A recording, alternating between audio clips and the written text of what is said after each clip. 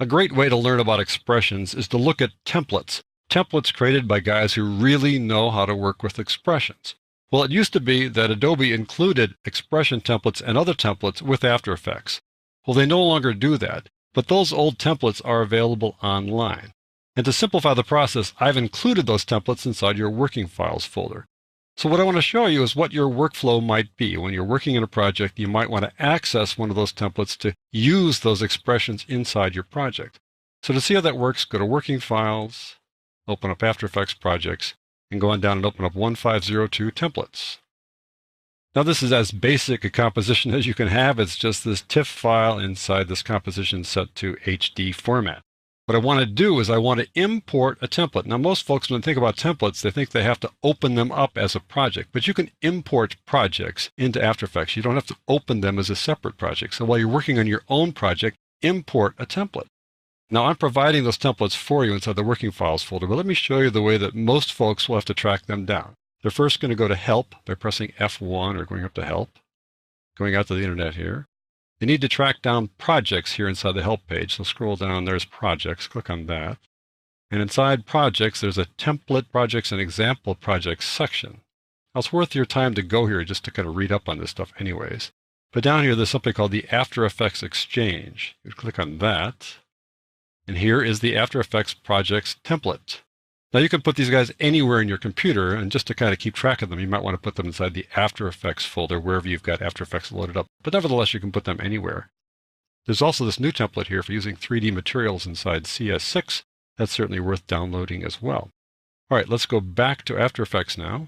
I'm going to show you the easy way to get the templates. They're inside the Working Files folder. So just double-click anywhere inside the project panel there, and go out to the desktop, go to Working Files, and open up Other Assets, go to AE Templates. There are two folders here. There's Footage, because some of these templates require some assets, and here's the Templates folder.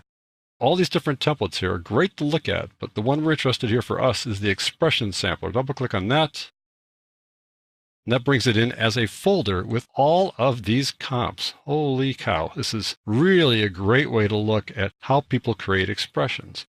Let's start out by looking at this first one, Bounce. Double-click on it. That opens up that comp. Let's just play a little bit. Pretty cool. And you're thinking, okay, a bunch of bouncing little pink and green balls, what good is that?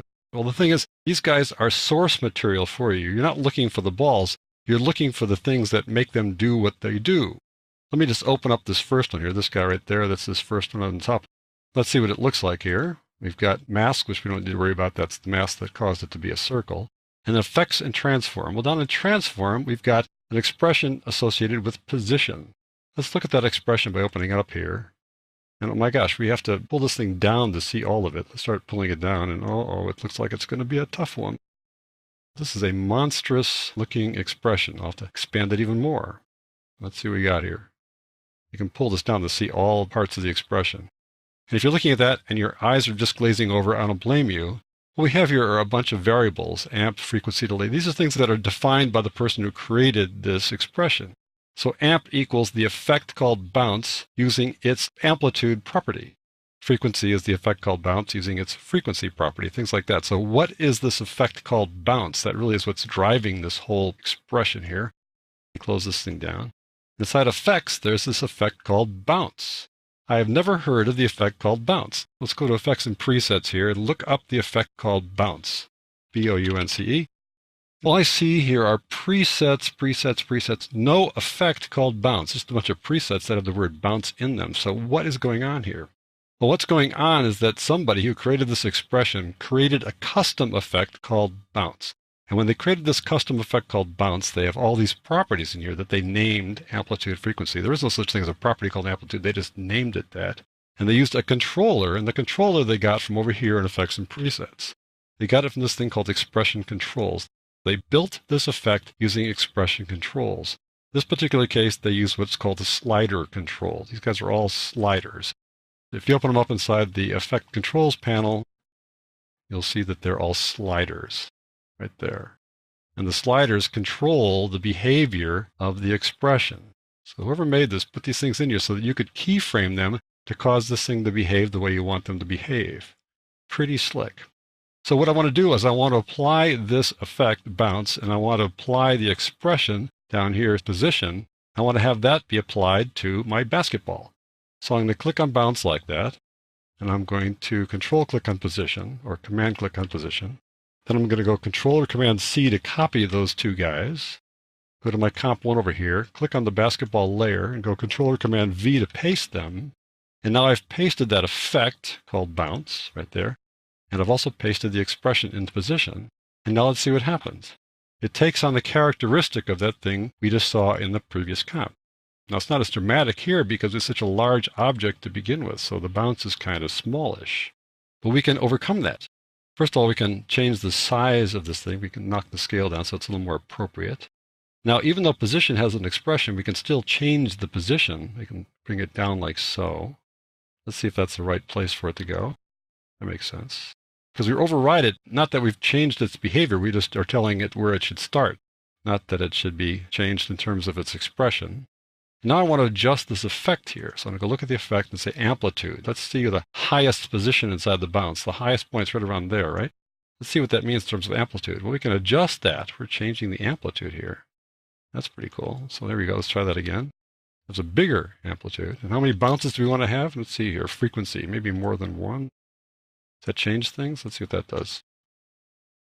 There you go. So you can cause this thing to behave differently by controlling these little controls over here. You can keyframe these things or just change them, and you get them to behave differently. Let's change the location as well, the position. Even though the position is here to the left, we can take the slider to the right too, and that won't change things. It'll still behave the same way. So great. All right, let's go back over here to the project and take a look at a couple other things. Let's look at jiggle, for example. Let's watch this. Pretty cool. What I'd like to do is take that jiggle element and add that to the basketball. So we'll click on this first one here, open it up, and see what's going on there. Again, the mask isn't any important to us. Let's look at effects. And there's a thing called jiggle. Well, you're not going to find the jiggle effect. This is another custom-built effect using those expression controls again. Let's look on down to your transform and see which has the expression. Scale has the expression here. So the other one was position, so we can use this one as well. So I'm going to click on scale. I'm going to control or command click on jiggle. I'm going to go control or command C to copy those two guys, go back to my composition, select the layer, and go control or command V to paste it. And that will now paste in the jiggle effect, and we'll then put in the expression for scale. So let's watch this now. Okay, now it knocks scale back up to 100% because that is the default starting point for this. But let's knock scale down here to override that a bit. There we go. Change the position to bring it down a little bit, like so. Now let's watch. Now we can go back and look at the jiggle properties and say maybe the amplitude might be a little too big or something like that. Maybe it doesn't be quite so wide. There you go. Frequency might be more, perhaps, something like that. Back to the start here. So again, you can adapt these things to suit your purposes. So what I'd like to do now is just show you a few more of these things now that you know that you can apply them to your comp and just give you a sense to see what else is out here. We'll just look at the orbit here, for example. Use expressions to orbit around one thing and then orbit around something else, orbit around that thing. Let's go down here to pendulum, like so. Add a marker. Pretty cool. Going down to, let's say, random motion. Very nice. Random scale. You can always pick these guys up to use on your own projects. Swarm. Now, this is just a bunch of dots swarming around another dot. Just imagine that you have insects that you'd use instead of these dots here, and watch that. And finally, the Z-spring. Let's look at that.